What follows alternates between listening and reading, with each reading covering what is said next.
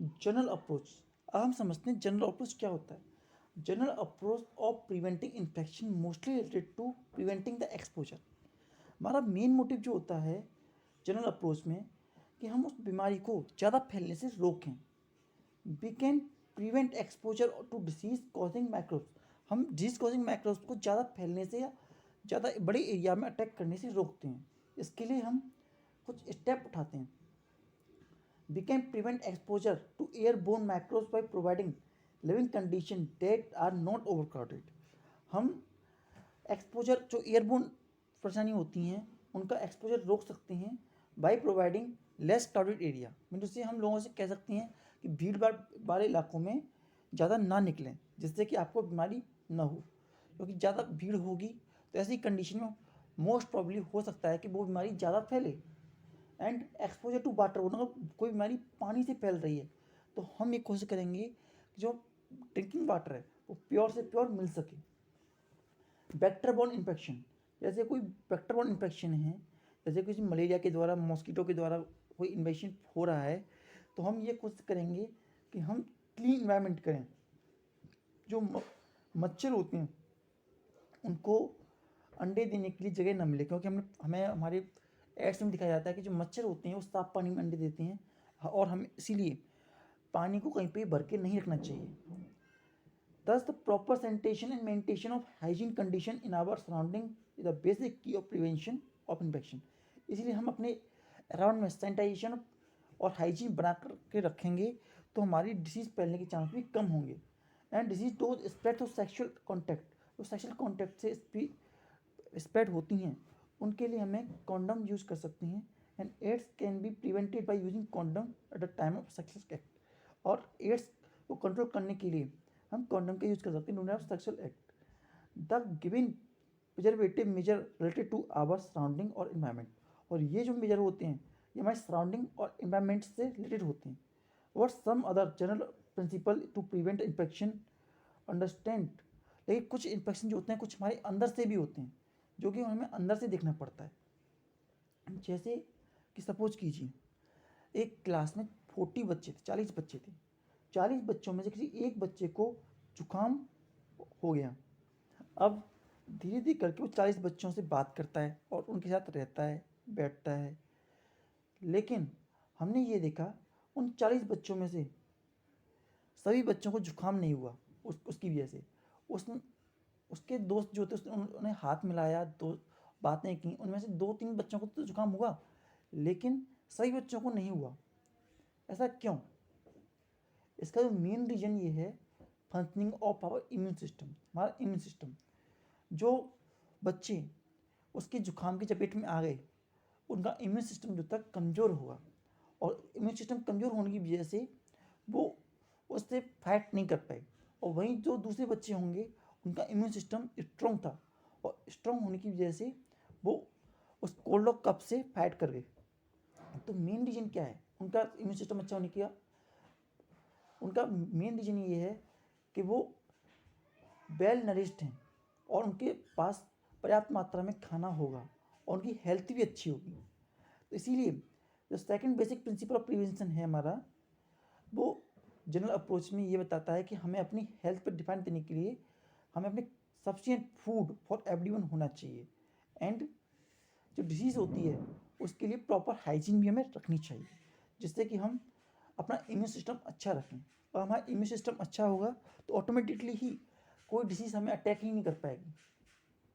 तो general approach में हमने जाना कि हम किस तरीके से एयरबोर्न डिसीज़ को, वाटरबोर्न डिसीज़ को और वेक्टर इन्फेक्शन को और साथ ही साथ सेक्सुअल कॉन्टैक्ट वाली डिसीज़ को कैसे कंट्रोल में ला सकते हैं, और साथ ही साथ हम किस तरीके से अपना इम्यून सिस्टम इंक्रीज करके डिजीज़ को कंट्रोल में रख सकते हैं। अब नेक्स्ट टाइप ऑफ अप्रोच जो होता है वो केवल एक डिसीज़ के लिए होता है, स्पेसिफिक होता है। जो जनरल अप्रोच होता है वो सभी डिसीज़ के लिए होता है। हमने जब ये अप्रोच आपको बताई ये कॉमन होते हैं, हर डिसीज़ में हमें फॉलो करने पड़ते हैं बचाव के लिए। लेकिन स्पेसिफिक अप्रोच वो अप्रोच होते हैं जो कि हमें केवल उसी डिसीज़ के लिए फॉलो करने पड़ते हैं। हम चलिए स्पेसिफिक अप्रोच क्या होते हैं? Specific approach for the prevention of infection disease related to particular property of the immune system. Mean से स्पेसिफिक अप्रोच में हम किसी भी पर्सन का इम्यून सिस्टम पे ज़्यादा फोकस करते हैं। इम्यून सिस्टम जो होता है act as the producing antibiotics. हम कोशिश करते हैं कि जो इम्यून सिस्टम है वो एंटीबायोटिक प्रोड्यूस करे। एंटीबायोटिक क्या होते हैं? स्पेसिफिक सब्सटेंस जो कि हमारी बॉडी के अंदर प्रोड्यूस होते हैं for fighting the pathogens, and these specific substance are produce when the microbe enter into the body. Automatically जब कोई वायरस हमारी बॉडी के अंदर इंटर करता है तो हमारी बॉडी के अंदर एंटीबायोटिक्स पैदा होने लगते हैं, और अलग अलग माइक्रोब्स के लिए हमारी बॉडी अलग अलग एंटीबायोटिक पैदा करती है। एंड ये सब्सटेंस जो होते हैं हमारे बॉडी में घुसे हुए माइक्रोब्स से हमारी फाइट करती है। तो एंटीबायोटिक क्या होती हैं? सबसे पहले समझते हैं। Antibiotic are the chemical which combine with microbes and their toxic and destroy them. Antibiotic ऐसे केमिकल्स होते हैं जो माइक्रोब के साथ कंबाइन करते हैं और उनके टॉक्स के साथ कंबाइन होते हैं और उन्हें डिस्ट्रॉय करते हैं और रेंडर देम टू हार्मलेस, और उन्हें परेशानी या डिस्ट्रॉय हमारे कोई परेशानी फैलाने से रोकते हैं उन्हें। Any substance which stimulate the production of antibiotic that is called antigen. और कोई सब्सटेंस जो कि स्टिमुलेट उन्हें पैदा करता है एंटीबायोटिक्स हमारी बॉडी के अंदर, उन्हें हम एंटीजेंस बोलते हैं। और microbes and most of their toxic substance are antigens. Antibiotic produce होने का जो मेन कारण होता है वो माइक्रोब्स के द्वारा प्रोड्यूस करने वाली टॉक्सिक जो होते हैं हमारे लिए एंटीजन का काम करते हैं। Antibiotics are known as specific which mean that each type of antibiotic can combine with one specific antigen and no other. जो एंटीबायोटिक होते हैं वो स्पेसिफिक होते हैं। स्पेसिफिक होने से क्या मतलब है कि वो एक ही टाइप के पैथोजन पे अटैक करेंगे, दूसरे पे नहीं करेंगे। For example antibiotics against the measles के अगेंस्ट जो एंटीवायरल है उसी को डिस्ट्रॉय करेंगे केवल, और वो किसी और पे इफेक्ट नहीं करेंगे। Thus the body must be able to produce different antibiotics to combat each type of antigens. इसीलिए हमारी बॉडी के अंदर अलग प्रकार के एंटीबायोटिक्स पैदा होते रहनी चाहिए, एंटीबॉडीज पैदा होती रहनी चाहिए जो कि अलग प्रकार के एंटीजन से फाइट करते रहें। Antibodies are produce slowly at first. शुरुआत में धीरे धीरे पैदा होते हैं, लेकिन जैसे बैक्टीरिया या माइक्रोब्स जो होते हैं लंबे समय तक रहते हैं तो ऐसी कंडीशन में वो 3 to 4 टाइम स्पीड अप भी कर सकती है। Moreover, the antibiotic against certain disease often remain in blood for many years after infection is recovered. जो एंटीबॉडीज होती हैं वो हमारी बॉडी में बहुत लंबे समय तक रह सकती हैं, इवन कि वो बीमारी ख़त्म भी हो जाए। जैसे कि हम एक एग्जांपल लेते हैं स्मॉल पॉक्स का। स्मॉल पॉक्स जो होती है एक वायरल डिजीज होती है, हाईली इन्फेक्शस होती है, जो कि एक पर्सन से दूसरे पर्सन की तरफ स्प्रेड होती है। लेकिन एक बात कॉमन होती है इसके अंदर कि जो पर्सन एक बार स्मॉल पॉक्स से सफ़र हो जाए तो उसे वो दोबारा नहीं होती। आज के समय में हमें ये स्मॉल पॉक्स जो होती है देखने को नहीं मिलती, लेकिन अब से 100 साल पहले ये बहुत आम बात थी, और लोग जो थे डर डर के निकलते थे जब किसी को ऐसे इंसान को देख लेते थे जैसे स्मॉल पॉक्स हो रखा है, कहीं वो उन्हें ना हो जाए। What person who had smallpox earlier and survived it were not afraid of this fear। ऐसा पर्सन ये स्मॉल पॉक्स हो चुका है और वो सर्वाइव भी कर चुका है तो उसे इस बात का डर नहीं रहता था। क्यों? क्योंकि उसके जो एंटीबायोटिक्स हमारी बॉडी में बने थे वो उस हमारी बॉडी के अंदर बने रहते थे, और नेक्स्ट टाइम जब वो स्मॉल पॉक्स के माइक्रोब्स हमारी बॉडी में दोबारा इंटर करते थे तो हमारी बॉडी ने उनके खिलाफ रेजिस्टेंस पैदा कर लिया था, और there is no chance to having smallpox once again। So having disease once was meaning preventing subsequent attack of the same disease। Mean to say एक बार डिसीज होने का मतलब ये था कि अब वो डिसीज दोबारा हमें नहीं होगी।